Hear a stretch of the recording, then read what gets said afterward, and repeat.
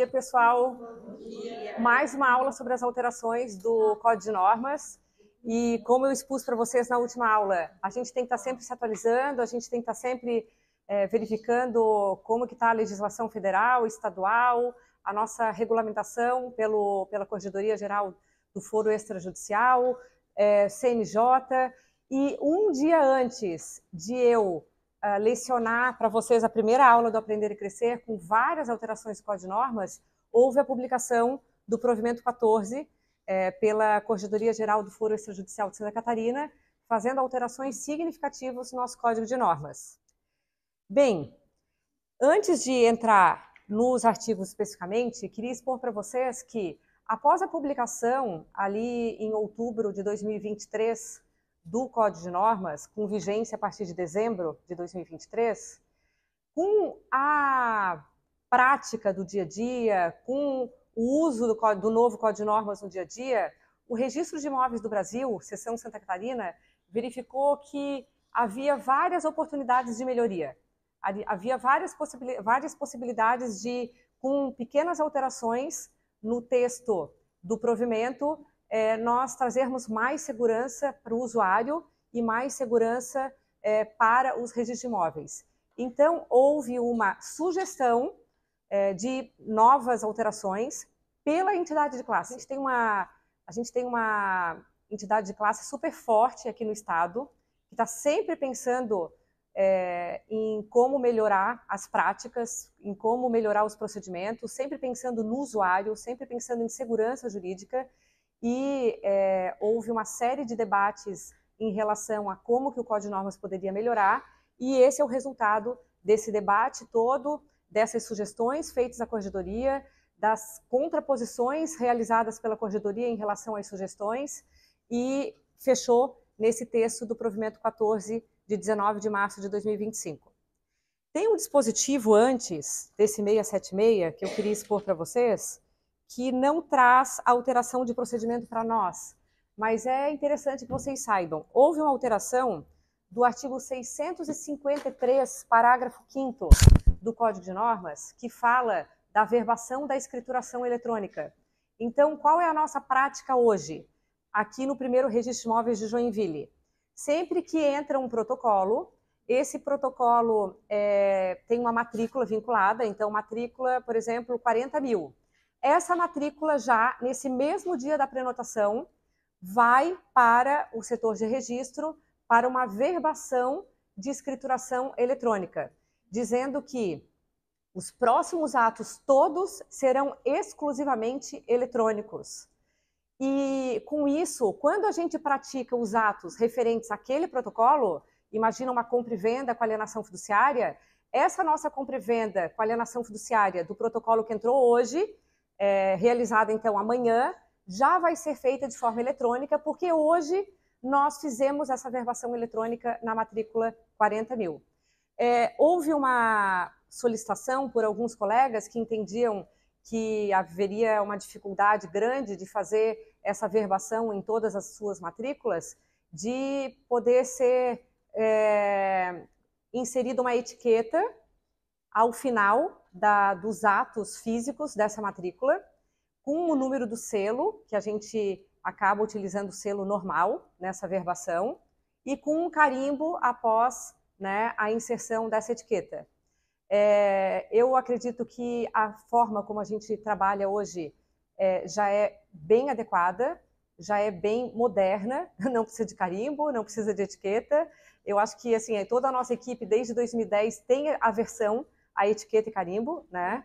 Então, a gente vai continuar com o nosso procedimento que tem dado certo e que não abrange apenas as matrículas vinculadas aos protocolos que vão entrando no dia a dia, mas temos um projeto paralelo de averbação de escrituração eletrônica em todas as nossas mais de 200 mil matrículas, né? Em relação às alterações do 676 e 677, o que eu gostaria de expor para vocês, né?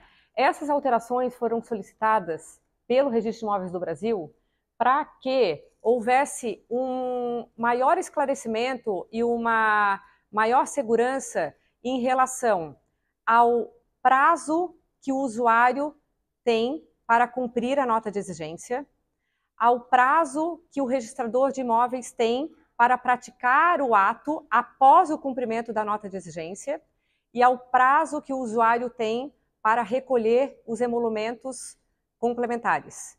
Então, havia dúvidas em relação a essas questões e, em função disso, né, houve a solicitação de uma regulamentação melhor.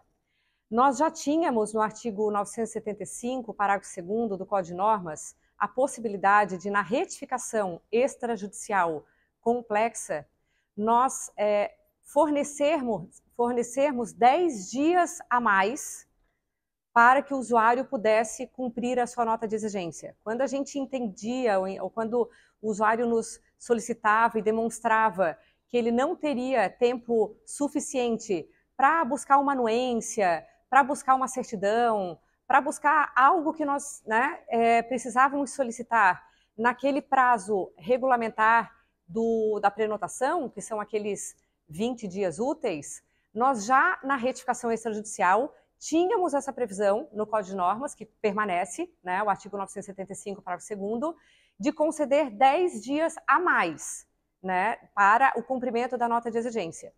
E o Registro de Imóveis do Brasil sentiu que esses 10 dias a mais para o usuário também seria válido e seria interessante nos outros procedimentos que também cobram aquele 1/3 de emolumentos, que é a incorporação imobiliária e atos de parcelamento do solo.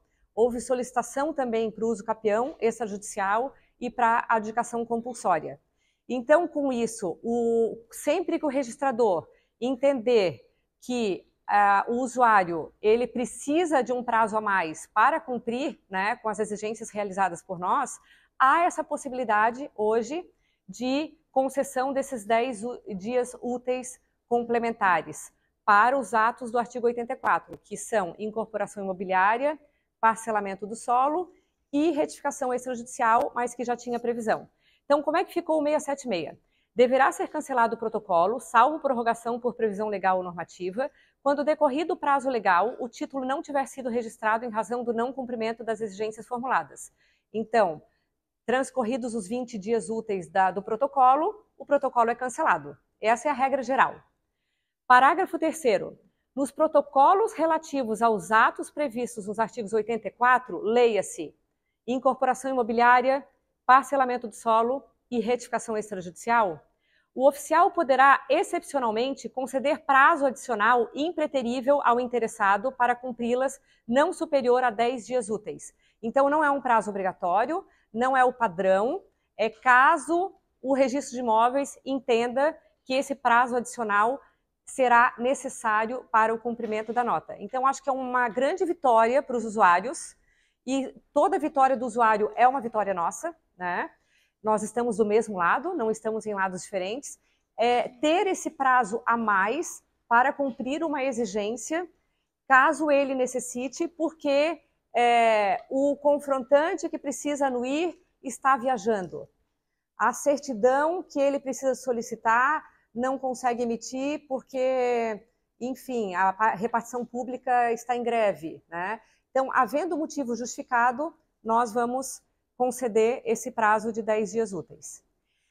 Parágrafo 4º. Na aplicação do prazo adicional do parágrafo anterior, o oficial deverá observar a razoabilidade, sendo-lhe vedado concedê-lo nos casos de desídia do usuário no cumprimento das exigências. Então, não é qualquer pedido por pedido, né? A gente precisa ver se o pedido é razoável. Precisamos de uma anuência do confrontante, precisa do reconhecimento de firma.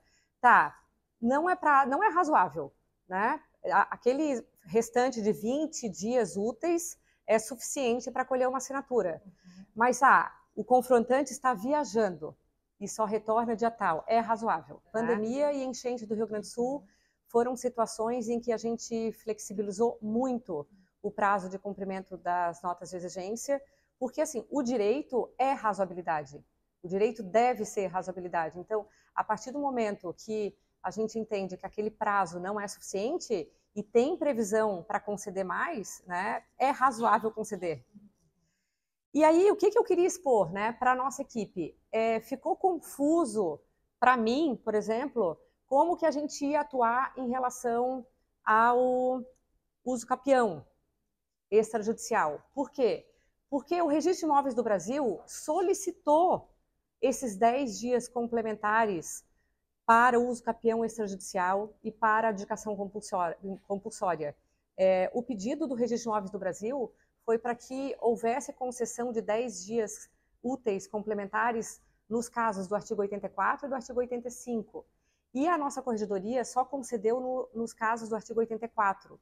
E justificou que no uso capião extrajudicial não havia necessidade, porque a legislação federal já fala que o protocolo continuará vigente até a rejeição ou acolhimento do pedido, a não ser por desídia das partes. Então, o que nós entendemos que seja razoável para se aplicar nos casos de uso capião extrajudicial e nos casos de adjudicação compulsória, que não estão previstos ali no parágrafo 3º, né, dos 10 dias complementares. Olha só o 1139 já. A parte interessada terá 20 dias úteis, isso é dispositivo dentro do capítulo de uso capião extrajudicial. A parte interessada terá 20 dias úteis para cumprir as exigências formuladas pelo oficial de registro, cancelando-se o protocolo por desídia, caso não haja manifestação no referido prazo, estando o novo pedido sujeito a recolhimento de emolumentos de processamento e de nova prenotação. Então, nós entendemos que, quando houver um protocolo físico ou pelo NR, em que nós emitamos a nota de exigência e após os 20 dias úteis não há atendimento da nota, há um silêncio total, inércia total por parte do usuário, entra na hipótese de desídia. Então, nesse caso de nós emitirmos a nota de exigência e não haver cumprimento no prazo do protocolo, o protocolo vai ser cancelado e... por quê? Porque nós entendemos que o usuário ele foi inerte, ele foi desidioso, ele foi omisso em relação às solicitações feitas pelo Registro de Imóveis. Então, não cumprimento em 20 dias, cancelamento, e aí uma nova apresentação da documentação, né, inclusive com as exigências solicitadas, vai haver cobrança de novo processamento, vai haver um novo protocolo, né? Protocolo, não reprotocolo, um novo protocolo. Mas quando houver um cumprimento parcial, nós entendemos que a gente não poderia chegar à conclusão, ali naquele cumprimento parcial, de desídia, de que houve um comportamento desidioso, porque houve uma tentativa de cumprimento parcial por parte do usuário. Então, nos protocolos físicos, nós vamos emitir a nossa primeira nota de exigência, fornecendo 20 dias, né? Ali, na realidade, o restante do prazo da prenotação, dos 20 dias úteis, para o usuário cumprir a nota. Caso ele cumpra parcialmente, nós vamos emitir uma nova nota de exigência falando, olha, houve cumprimento parcial. Há necessidade de cumprir integralmente e, em função disso, concedo-lhe mais 20 dias. E aí, não havendo um cumprimento total nesses 20 dias ainda suplementares, a gente aí sim considera desídia, porque senão vai ficar 20, mais 20, mais 20, mais 20, mais 20, eternamente, e com 15 qualificações registrais no mesmo protocolo, né, e sem fim. Então, também há uma consideração por nossa parte que esse cancelamento do protocolo tem um efeito pedagógico e educativo para o nosso usuário, de assim, não, preciso primeiro reunir toda a documentação, aí faço o protocolo. Preciso reunir toda a documentação e aí eu entrego, né, a documentação complementar. Porque senão fica aquela questão do conta-gotas, que não é interessante para ninguém, nem para o usuário, nem para nós, muito menos para o sistema registral imobiliário. Nos casos do NR, a primeira nota é apenas solicitando os emolumentos do processamento, né? Então, por isso que o primeiro 20 dias ali seria exigência apenas para recolhimento de emolumentos de processamento, e aí depois viria a regra dos 20, seria o segundo 20 ali para cumprimento de exigências de apresentação de documentação, mais aquele 20. Então o NR, ele teria esse 20 mais 20 mais 20 pela sua peculiaridade de nós precisarmos solicitar os emolumentos do processamento antes. Parágrafo 5º. Concluídas as diligências necessárias, ainda que complementares, o prazo de qualificação de 10 dias úteis será devolvido ao oficial de registro para análise de seu cumprimento e eventual determinação de novas diligências. Nós verificamos que esse parágrafo 5º ele foi inserido dentro do 676, que é uma regra geral, não é uma regra específica para incorporação imobiliária, parcelamento de solo e retificação extrajudicial e uso capião. Então, para quem não, assim, lê o parecer, que é um documento complementar ao provimento 14, e lê friamente o artigo 676 com seu parágrafo 5º, parece que sempre que cumprida a exigência, nós, no Registro de Imóveis, temos mais 10 dias úteis para a prática do ato. E não foi essa a nossa leitura. A nossa leitura, ela é conjunta com a leitura da Lei 6.015, e a Lei 6.015, ela fala, no seu artigo 188, parágrafo 1º, inciso 3º, inciso 3, que nós temos 5 dias após o reingresso do título para a prática do ato, né? Então, eu acredito que esses 10 dias úteis, eles não deveriam estar dentro de uma regra geral, deveriam ser específicos para incorporação imobiliária, parcelamento do solo, retificação extrajudicial, uso capião e adjudicação compulsória, que são esses dispositivos do artigo 84 e do artigo 85. Então, nós vamos continuar trabalhando com a nossa regra, que a partir do momento que o usuário retorna a documentação cumprida a exigência, nós temos 5 dias úteis para a prática do ato. Então, assim, regra geral para nós, vão ser 5 dias úteis para a prática do ato após a devolução das exigências por parte do usuário. Para esses procedimentos mais complexos, há essa regulamentação e essa flexibilização pelo nosso Código de Normas, de nós podermos contar com 10 dias úteis. Não cumprida tempestivamente qualquer exigência formulada, o protocolo será cancelado, regra normal. As exigências deverão ser cumpridas até o fim do horário de expediente externo do último dia do prazo de vigência da prenotação. Então, se o prazo de 20 dias úteis termina hoje e o usuário utiliza a plataforma eletrônica, né, para cumprir a exigência, ele tem até 17h30, porque 17h30 é o horário de expediente externo aplicado por nós. Então, se ele responder após 17h30, o protocolo já estaria cancelado. A nota devolutiva deverá mencionar de forma expressa a data e horário limite para cumprimento das exigências. Essa é uma novidade para nós, porque a gente sempre colocou a data final para cumprimento das exigências, mas não tinha o horário. E então, né, as nossas novas notas precisam constar. Ressalta-se que as exigências deverão ser cumpridas até o fim do horário de expediente externo do último dia do prazo de vigência da prenotação, ou seja, tal dia, às 17h30, momento em que o protocolo será cancelado, artigo tal. O 677, ele deixou claro que antes, o 677, ele falava que o usuário ele tinha 5 dias para recolher os emolumentos solicitados por nós, os emolumentos complementares. Ele não deixava claro que eram 5 dias ou o prazo remanescente do protocolo.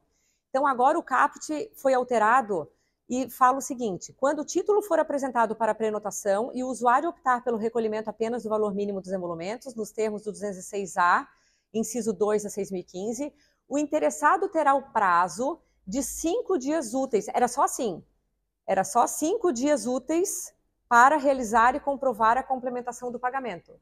Aí foi inserido ou o prazo remanescente do protocolo, o que for maior.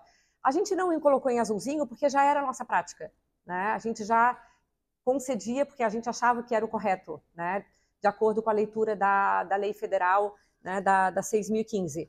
Mas agora ficou bem claro para o Estado inteiro que se a prenotação tem prazo de 20 dias e a nota de exigência for emitida no 17º dia, o usuário não tem mais só 3 dias para completar os 20, ele tem 5 dias. Mas se a nossa nota de exigência for emitida no 2º dia dos 20, o usuário não tem 5 dias para recolher emolumentos, ele vai ter ali 18 dias. Né? Então é o que for maior, o 5 ou o prazo remanescente do protocolo. E aí também ficou claro, porque antes o dispositivo falava que o nosso prazo para a prática do ato era a partir do recolhimento dos emolumentos. Só que às vezes o usuário recolhe os emolumentos e a gente não fica sabendo, porque ou ele fez um Pix, ou ele fez uma transferência bancária, ele não pagou necessariamente com aquele link de pagamento que a gente encaminhou pela nota de exigência. Então, esse nosso prazo não é a partir do pagamento, é a partir da comprovação pelo usuário do pagamento integral dos emolumentos. E por isso que a nota devolutiva deve exigir a complementação, a complementação dos emolumentos, deve expressamente informar o usuário do ônus, né, do seu encargo de comunicar o pagamento com envio de comprovante ao canal indicado. No nosso caso aqui, ele precisa encaminhar um e-mail, né, financeiro, mencionando o número do protocolo ou guia no prazo, sob pena de cancelamento da prenotação. Então, se o usuário recolheu os emolumentos, mas não nos comunicou, e no nosso sistema não aparece ali o recolhimento dos emolumentos, o protocolo vai ser cancelado. Aí nós vamos para um outro assunto que trata sobre a qualificação objetiva, trazida a alteração no 701, mas que é simples, né? O Registro de Imóveis do Brasil expôs o seguinte: olha, toda a orientação nacional, teve uma pesquisa, né, se eu não me engano, é o Índice de Estatístico, como é que é o nome, gente?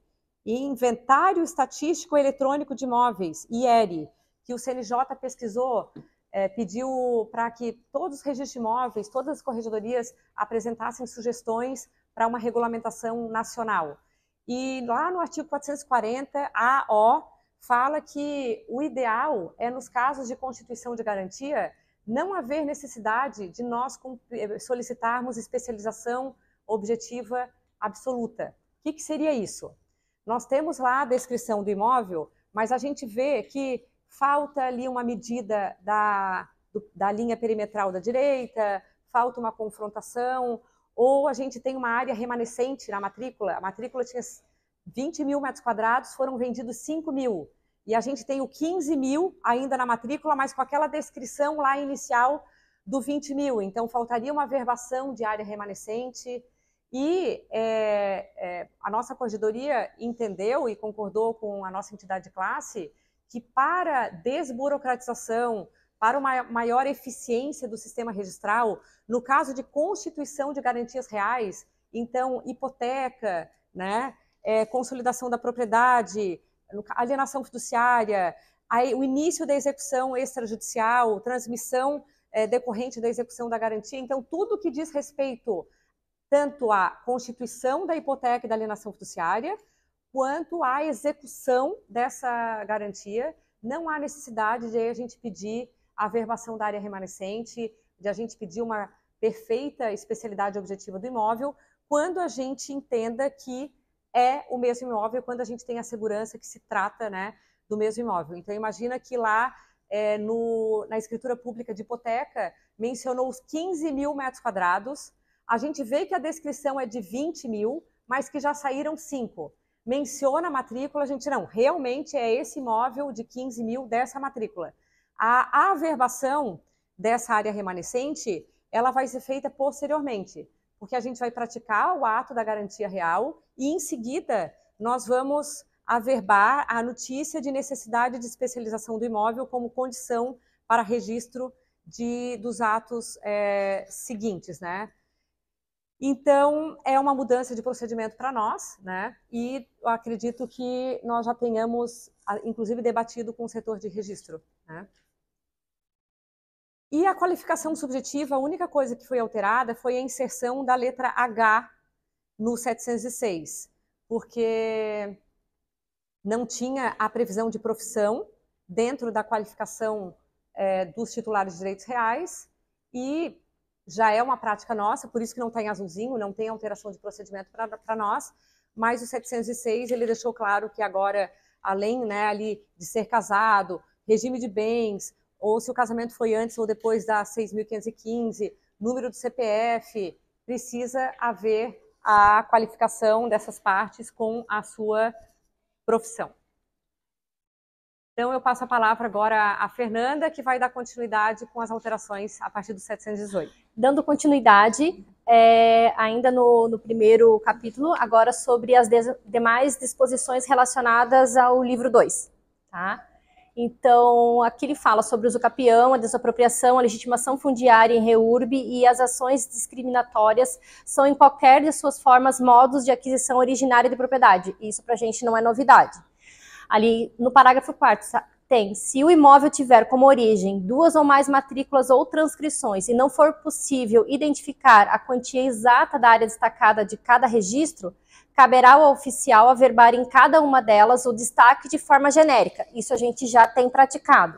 No entanto, o que está destacado é uma novidade para a gente, indicando a necessidade de especialização objetiva para a precisa apuração da eventual área remanescente. Então, a gente já tinha essa prática, então, apresentou o uso capião, a gente identificou que saiu uma parte de uma matrícula, uma parte de outra matrícula, a gente já fazia esse destaque, né? A gente geralmente não consegue identificar, né? O usuário às vezes nem consegue identificar, ó, saiu 10 dessa aqui, 20 dessa aqui, a gente só coloca que saiu uma parte daqui, uma parte da outra e abre a matrícula nova.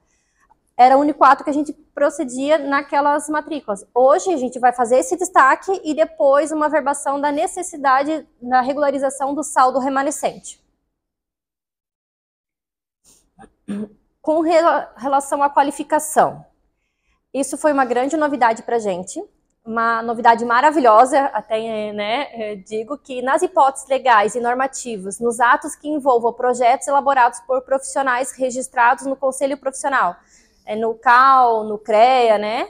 É obrigatória a apresentação do documento de responsabilidade técnica, então ART, RRT ou qualquer aquele documento equivalente. Salvo previsão legal em sentido contrário, são excluídos a previsão do caput, dentre outros. Então aqui vem a nossa novidade. Os procedimentos que envolvam projetos técnicos previamente apresentados e aprovados pelo município ficam dispensados. Então hoje, no nosso dia, melhorou muito, né? Porque fica dispensada da apresentação da RT ou RRT os protocolos de unificação, parcelamento do solo, que já era, né, uma prática nossa, e referente ao projeto e execução dos protocolos de incorporação e instituição de condomínio. Permanece ainda a exigência com relação à retificação diária, uso capião e aos quadros da NBR nos protocolos de incorporação e instituição de condomínio. Então, assim, reduziu bastante os casos de necessidade de apresentação da RT aqui para a gente. Sempre que o usuário já apresentou perante o município, né, a RT ou a RRT, a gente não precisa mais analisar. Ainda no 791, no âmbito do registro de imóveis, é desnecessário o reconhecimento de firma. Assim, bem genérico, né? Praticamente a maioria dos atos a gente dispensa o reconhecimento, aqueles requerimentos simples, né? Então a gente sabe que o usuário pode solicitar diretamente aqui no balcão de atendimento, fazer o requerimento aqui.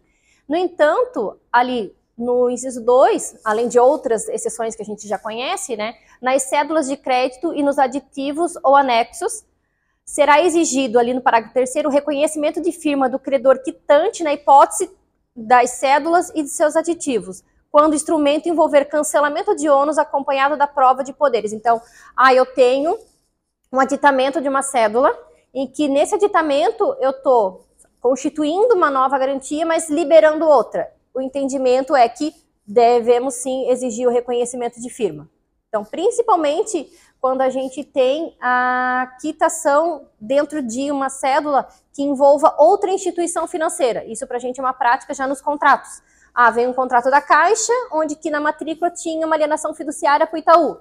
O Itaú precisa comparecer naquele instrumento, dando aquela quitação e com reconhecimento de firma.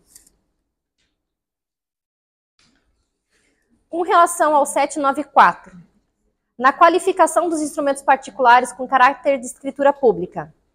Tá? Esse é uma novidade, tá, pra gente. Veio através desse provimento, mas no nosso dia a dia a gente entende que não é usual, tá? Então, o que ele traz? Deverá ser verificada a apresentação da certidão de inteiro teor, acompanhada de declaração pelo emissor da inexistência de ônus e de restrições sobre o imóvel ou da anuência do adquirente em relação ao ônus e restrições existentes que não sejam impeditivas de alienação. O que acontece?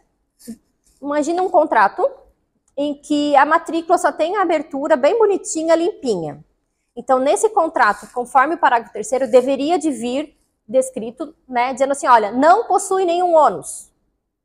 A gente sabe que se não tem nenhuma referência a ônus, pra gente, a gente entende que não tem ônus. Então, o contrário, sim, a gente precisa. Tem uma hipoteca, tem um patrimônio de afetação, tem, sei lá, uma cautelatória. Esses, sim, precisam ser elencados. No entanto, quando a gente tem um contrato em que a matrícula tem unidade em construção, patrimônio de afetação, uma hipoteca, sendo que essa hipoteca será cancelada nesse mesmo protocolo, tá, com aquele mesmo instrumento, esse ônus não precisa ser mencionado no contrato. Então, os ônus que serão cancelados no mesmo instrumento, a gente dispensa a apresentação deles dentro do rol dos ônus que, né, a matrícula possui. Então, assim, se o ônus vai ser cancelado nesse protocolo, a gente dispensa a necessidade de, né, relação deles dentro do contrato. O que permanecerá vigente, sim, eles devem mencionar. Com relação à retificação de registro, tá? Nós temos o ajuste de divisas. Então, é possível a alteração e estabelecimento de divisas entre 2 ou mais confrontantes por meio de escritura pública, observando-se o seguinte: o ajuste de divisa de imóveis lindeiros do mesmo proprietário será realizado mediante simples apresentação de planta, memorial descritivo, documento de responsabilidade técnica e, no caso dos imóveis urbanos, aprovação municipal. Então, a gente já teve uma aula referente né, a alteração de ajuste de divisa, então a gente sabe que é por escritura pública, e ele traz ali o rol dos documentos necessários. Então, no parágrafo 5º, diz que nos casos previstos no parágrafo anterior, o oficial de registro realizará. Então, aqui já é a nossa prática, mas ele conseguiu colocar, né, de forma bem taxativa quais os atos que iremos praticar no ajuste de divisa. Então, a averbação da retificação, se for o caso, nem sempre ele precisa retificar as demais medidas, né, porque a gente sabe que eu tenho um móvel de, sei lá, 20 por 20, meu vizinho tem 20 por 20, mas na verdade ele quer um 15 por 20, eu quero 10 metros dele. Então, e se ele já está perfeitamente descrito, eu não preciso fazer uma retificação diária, vou fazer só esse ajuste de divisa. Então, não, né, ali, se for o caso, vou fazer a retificação, não necessariamente haverá. Mas tenho que fazer a averbação sem conteúdo econômico do decréscimo do imóvel, então seria, digamos, um parcelamento, né, ali é o destaque da área. A averbação sem conteúdo econômico do acréscimo, então a unificação para o imóvel do vizinho. A averbação da nova especialização, então ali a descrição, como o imóvel vai ficar. A averbação do encerramento e a abertura das novas matrículas. Então as matrículas originárias elas vão ser encerradas, né, por causa do destaque do acréscimo, e vai gerar nova matrícula. Com relação as retificações diárias, nós temos uma alteração que é a impugnação do procedimento. Antes nós tínhamos uma etapa a mais, que era aguardar 10 dias, quando eu notifiquei o confrontante nos encaminhou um e-mail com uma impugnação, mas ela não foi fundamentada, ele só simplesmente diz assim, olha, eu não concordo. Aí a gente responde por e-mail, olha, damos 10 dias para o senhor justificar a sua impugnação, né, fundamentar, porque essa impugnação não tem fundamentação nenhuma. Ele tem 10 dias. Aí ele vai lá e apresenta para a gente a impugnação. Aí realmente foi uma impugnação fundamentada, ele explica os motivos, né? Antes a gente devolvia mais 10 dias para o usuário se manifestar sobre aquela impugnação. Hoje não. Então, se a impugnação for infundada, o oficial de registro rejeitará-la, né, comunicando o impugnante, preferencialmente por meio eletrônico, e prosseguirá com a retificação caso esse não se manifeste a sua discordância, com a rejeição no prazo de 10 dias úteis, contados do envio da comunicação. Esse aqui é muito importante, porque antes a gente não tinha expressamente a partir de quando que nós iríamos computar o prazo, né? No recebimento dele, do nosso envio, teve um usuário, acho que no nosso primeiro caso, o usuário, depois de 15 dias, ele se manifestou. Ele disse, olha, eu só recebi agora. né? A gente acabou aceitando a impugnação dele, até porque a gente não tinha, mas depois a gente colocou, olha, a partir do envio a gente entende que ele tem que se manifestar, os 10 dias úteis. Então agora está bem expresso, né? A gente tem uma base legal para utilizar, que é referente ao envio, né? Então a partir do envio a gente vai considerar os 10 dias. E aqui então o que eu estava comentando, em caso de inconformidade com a rejeição da impugnação, então a gente apresentou ali o e-mail para ele, demos os 10 dias, ele foi lá e apresentou a impugnação, né? Então, as partes não tiverem formalizado, então não houve aquela transação amigável, ele não conseguiu convencer o confrontante que realmente está respeitando, o confrontante entende ainda que está invadindo o imóvel dele, né? O oficial remeterá o processo ao juiz competente. Então, é o nosso procedimento, né? Essa semana eu estou com 3 protocolos para encaminhar, então, assim, os confrontantes, eu acho que agora estão ficando mais espertos com relação à descrição, né? Alguns já com discussão judicial, então a gente também tem que observar muito isso, ponderar, né? Quando realmente é uma impugnação fundamentada, essa ali para a gente extremamente fundamentada, até porque ele já tem uma discussão judicial sobre a divisa deles, tá? Então a gente irá encaminhar para a via judicial e esperar que o magistrado analise a situação. Até nesse artigo diz que decidirá de plano ou após instrução sumária, salvo se a controvérsia versar sobre o direito de propriedade de alguma das partes, hipótese em que o magistrado remeterá ao interessado para as vias ordinárias. Então, assim, até aqui o magistrado já entende que, né, já é a prática dele. Se ele vê que tem discussão sobre a área, né, não é uma impugnação que nem o vizinho lá diz que não quer que ele retifique o imóvel porque ele faz criação de porquinho. Né? Então, assim, se ele não foi uma impugnação, a gente acabou enviando, né, porque ele não queria concordar, e o juiz entendeu, olha, não foi uma impugnação fundamentada, faça a retificação. Diferente do caso dele dizer assim, não, realmente está discutindo. E nesses casos, a gente até, pelo parágrafo 2º, já entende que o juiz vai rejeitar e vai mandar para fazer uma retificação judicial. Bom, para minha parte era essa. Eu passo agora a palavra para a Ariane. Eu vou iniciar falando do capítulo da adjudicação compulsória. Para nós, não foi uma alteração de procedimento, porque há 2 ou 3 semanas já estávamos tendo essa prática, que agora o provimento 14 ele trouxe a possibilidade da adjudicação compulsória ser protocolada tanto no balcão de atendimento quanto na central ONR. Antes do provimento 14, a adjudicação compulsória poderia ser protocolada apenas na central eletrônica, essa era a indicação, já considerando, tendo assim uma continuidade dos processos judiciais que são eletrônicos, esse era o objetivo da adjudicação compulsória e do uso capião também, que se fossem realizados protocolos apenas por via eletrônica. Nós, no balcão de atendimento, tivemos alguns transtornos em relação a isso com os atendimentos que nós fazíamos, mas qual que era a nossa alternativa na época?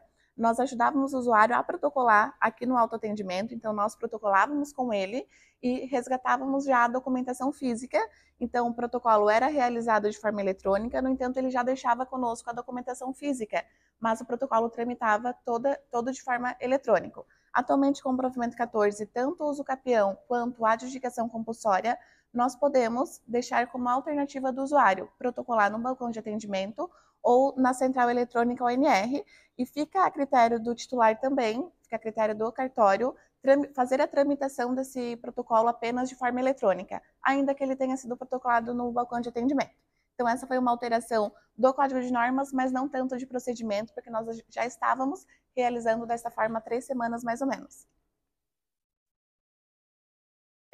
Como foi muito bem explicado pela doutora Bianca, em relação aos prazos, esse especificamente é o capítulo do uso capião, o artigo 1017, que traz a questão do que o oficial analisará em 10 dias o protocolo. Então, protocolado o título, nós temos 10 dias para analisar, que é o mesmo prazo que temos da Lei 6.015, e emitida a nota de exigência, o usuário tem 20 dias para respondê-la. Esses 20 dias sempre serão calculados a partir do momento em que a nota de exigência é comunicada. Então, nós analisamos a nota de exigência em 10 dias, né, ou até 10 dias, claro que a gente analisa em 1 ou 2 dias, como o nosso prazo está excelente, e a partir do momento em que nós comunicamos a nota de exigência é quando começa a contar o prazo de 20 dias do usuário. Então, o setor de registro faz essa alteração no sistema, né, do prazo do protocolo, e também já estamos inseridos na nota de exigência o prazo de 20 dias. Como também já foi muito bem explicado pela doutora, respondida a nota de exigência de forma parcial, a gente vai emitir uma segunda nota, e na primeira nota a gente já informa, olha, usuário, você tem 20 dias para responder a nota de exigência, seu prazo é X. Respondida de forma parcial, a gente emite nova nota, reiterando os outros itens e dando mais 20 para ele responder. E nessa segunda nota, então, a gente vai informar que caso ele não responda efetivamente de forma integral a nota de exigência em 20 dias, contados da comunicação, o protocolo será cancelado. Né? Uma alteração de procedimento que nós já estávamos praticando também não é reprotocolo, é um novo protocolo. Então, a gente cancela o protocolo de origem, cobra o cancelamento, cobra o valor do processamento, que é 50%, que também foi uma alteração recente de procedimento, que nós estávamos só cobrando o processamento, mas o correto é cobrar o processamento e o cancelamento do protocolo, e abrimos um novo protocolo, sempre colocando no Asgard em anotações o número do protocolo antigo, para que a gente consiga, no setor de registro, fazer a vinculação da análise e das anotações no protocolo anterior. Agora, entrando na parte de incorporação imobiliária, aqui a gente está tratando do registro da convenção de condomínio. O nosso Código de Normas tratava que, para a alteração da convenção de condomínio, bastava a assinatura de 2/3 dos condôminos, mas não falava qual é a forma do cálculo desses 2/3. Nós vamos calcular que estava no Código Civil, exato. Nós já praticávamos dessa forma, mas como havia alguns debates em relação a isso, como que a gente vai calcular? Calcula 2/3 contando da quantidade de unidades autônomas ou contando da soma das frações ideais dos condôminos. Já tinha previsão no Código Civil, mas não no Código de Normas, então acho que tinha um debate em relação a isso. E o provimento 14 incluiu, então, essa parte textual no nosso Código de Normas, que é a forma de cálculo das assinaturas numa eventual alteração de convenção de condomínio. Então, ele traz que a retificação da convenção de condomínio deverá ser subscrita por, no mínimo, 2/3 dos condôminos, sendo que os votos serão proporcionais às frações ideais do solo e nas outras partes comuns pertencentes a cada condômino, salvo disposição diversa na convenção de constituição de condomínio. Então, ele dá como a gente vai calcular esses 2/3, que é sempre considerando 2/3 das frações ideais. Isso já estava no Código Civil e foi transcrito agora no Código de Normas. Da mesma forma, sobre a alteração do regimento interno. A gente sabe que regimento interno não é título de registro no livro 3, no registro de imóveis. No entanto, se o regimento interno está dentro de uma convenção de condomínio, está anexo à convenção de condomínio, nós vamos transcrever também no livro 3, junto com a convenção. Não tínhamos também a base de como calcular as assinaturas em uma eventual alteração do regimento interno, e o Código de Normas trouxe também um dispositivo que também estava no Código Civil, informando que a alteração do regimento interno, ainda que integre a convenção de condomínio, se dará por maioria de votos dos condôminos presentes que representem pelo menos metade das frações ideais, salvo disposição diversa na convenção de condomínio ou no próprio regimento interno. Então, ele trouxe novamente como a gente vai calcular a questão das assinaturas numa eventual alteração do regimento interno e como que a gente precisa analisar essa situação. Nós nunca tivemos alteração de regimento interno, tivemos já alteração de convenção de condomínio, mas não somente para regimento interno. Então, essa prática a gente ainda não, esse ato a gente ainda não teve. Agora sim, entrando na questão do patrimônio de afetação,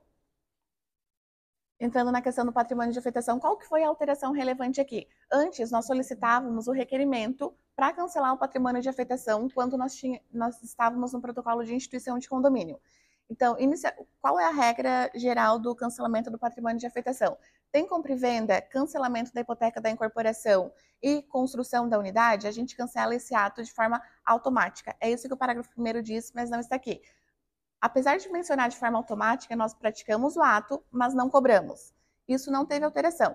O parágrafo 3º teve alteração porque ele fala que quando a gente tem a extinção integral das obrigações do incorporador, que é aquela hipoteca que normalmente tem na incorporação na matrícula, quando nós temos o cancelamento dessa hipoteca, nós temos também a averbação da construção, a afetação das unidades não negociáveis, ela vai ser cancelada mediante averbação.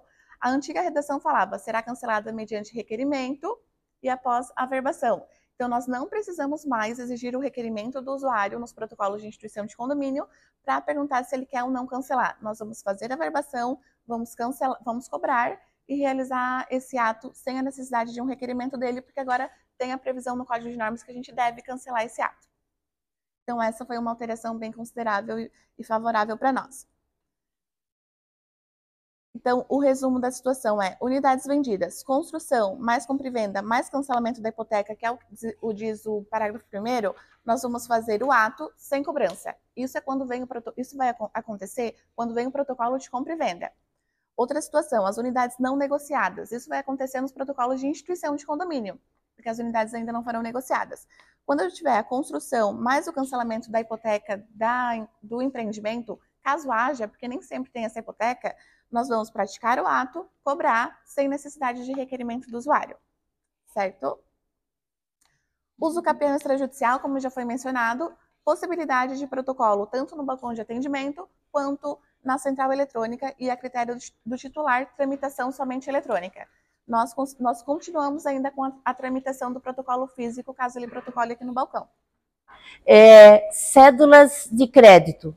O registro ou a verbação relativos à concessão de crédito rural ou as cédulas industrial, comercial e à exportação, bem como a constituição de garantias em todas as suas modalidades, independe da exibição de comprovante de cumprimento de quaisquer obrigações fiscais ou da Previdência Social, ou declaração de bens, ou certidão negativa de multas, por infringência do Código Florestal, ou ainda declaração de que se encontra em dia com os débitos condominiais. Dessas exigências nós já não fazíamos, né? Mas com relação às cédulas, a gente observa que nessa exceção não está a cédula de crédito bancário, né? Então, com relação à cédula de crédito bancário, nós exigiremos a CND. O artigo 1158. Para registro e averbação de garantias constituídas por qualquer espécie de cédulas e seus aditivos, é vedado ao registrador exigir assinatura do credor.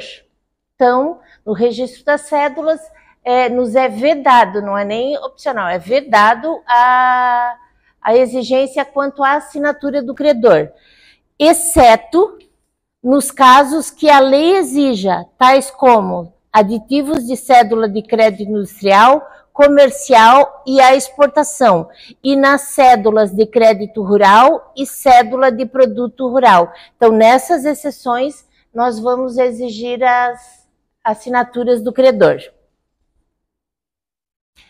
Notificações editais, né? Essa parte, assim, teve uma alteração importante que, se tratando de pessoa física, a notificação deverá ser entregue diretamente ao notificado e se dará no endereço indicado pela parte ou, caso não localizado, naquele constante na matrícula da transcrição ou no indicador pessoal da serventia. Como que a parte vai ter acesso a esses endereços que constam do indicador pessoal da serventia? Nós comunicaremos esses endereços por meio de nota de exigência. Então, às vezes, primeiro aqui vai ser feito no endereço indicado pela parte. Se ele não for localizado nesse endereço, nós exigiremos que ele seja, ou, né, forneceremos ao interessado e pediremos que ele seja notificado tanto naquele endereço dele que consta na matrícula e nos demais que constam no indicador pessoal dele, se houver, né? A notificação será feita quando ignorado, incerto ou inacessível o lugar em que se encontrar o notificado, nos casos expressos em lei. O notificado será considerado como em local ignorado ou incerto se infrutíferas as tentativas de sua localização. tentamos todos os endereços e a gente precisa frisar que aqueles endereços que nós vamos fornecer ao usuário por meio de nota, que consta no indicador, nós precisamos de um requerimento dele solicitando que a gente intime ou notifique, né, essa parte naqueles endereços, tá? A gente não vai fazer automático, nós precisamos do requerimento do interessado. Na hipótese do parágrafo 1º, deverá ser apresentada declaração do interessado, sob as penas da lei, de que o notificando não comunicou alteração do seu domicílio, isso com relação aos contratos, né? E desconhece a sua localização atual. Né? Então, ele declara que não houve, nos casos de contrato, que aquela parte mudou-se e não comunicou o credor dessa alteração e que o credor atualmente desconhece a localização atual. Para o cumprimento do disposto parágrafo 4º do artigo 26 da Lei 9.514, que é a lei da alienação fiduciária, vencida e não paga a dívida, presume-se que o devedor, e se for o caso, o terceiro fiduciante, encontram-se em lugar ignorado quando não forem encontrados no local do imóvel dado em garantia, nem o endereço que tenham fornecido por último. Observado que, na hipótese de o devedor ter fornecido contato eletrônico, no contrato é imprescindível o envio da intimação por essa via, o que nós já fazemos, né? O Jefferson já encaminha o ofício, a notificação via e-mail, quando esse e-mail consta do contrato. Aqui o interessante é a questão do prazo. Ó, por essa via, no mínimo 15 dias de antecedência da realização de intimação edilícia. O que isso altera no nosso procedimento? A notificação inicial no endereço indicado pela parte, será o nosso primeiro endereço, aquele indicado pela parte, e caso não localizado, emitiremos nota indicando os endereços constantes na matrícula, na transcrição ou no indicador pessoal, ou outro endereço, solicitando o requerimento para notificação de acordo com o disposto no artigo 1169. Então, a gente vai utilizar esses outros endereços, mas depende do requerimento do interessado para que a gente faça essas notificações. Caso não localizado, emitiremos, depois de levantados esses endereços e feito essas notificações, né, as tentativas, caso não localizado, emitiremos outra NE para apresentação de declaração do interessado, sob as penas da lei, de que o notificado não comunicou a alteração de domicílio e que o credor desconhece a localização atual, que foi aquela declaração que nós já falamos, né? Nesse caso, a gente pode partir a requerimento do usuário, né, do interessado, para a publicação do edital eletrônico. Pessoal, muito obrigada. Muito obrigada mesmo.